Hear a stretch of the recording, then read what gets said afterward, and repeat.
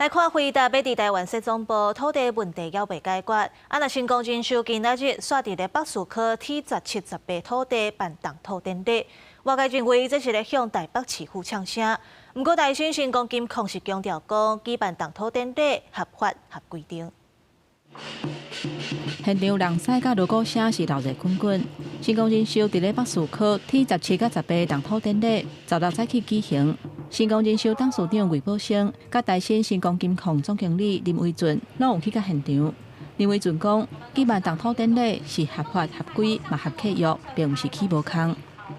台新星光金控做什么事情都是合法、合规、合契约，良日及时来举行一个动土典礼，这个祈求一切的顺利。这个不是什么挑衅，单纯一个内部的活动，不敢惊扰长官。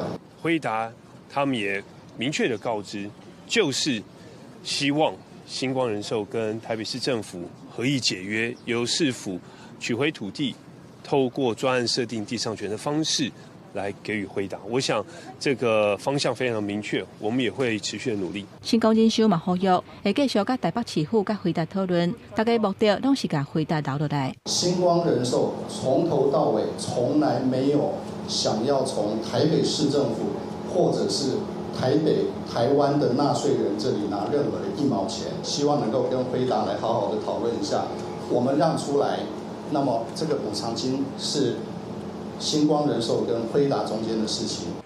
议员批评讲，成功征收这个动作，拢是要互市府歹看。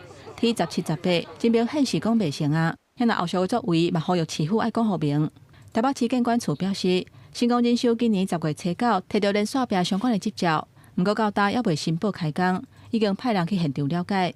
目前的话，连续壁的杂项执照还没有来申报开工。如果有动工，必须依法来申报开工。那目前我们也派人去了解，那目前现场并没有施工的情形。地大厂嘛进一步说明，若办典礼无实际时间并无违法，不过若有实际污地下室，或者是连续壁的时间等等的行为，都会涉及违反建筑法。监管处会当依法罚9000块的罚款，下令停工补办手续。记者综合报道。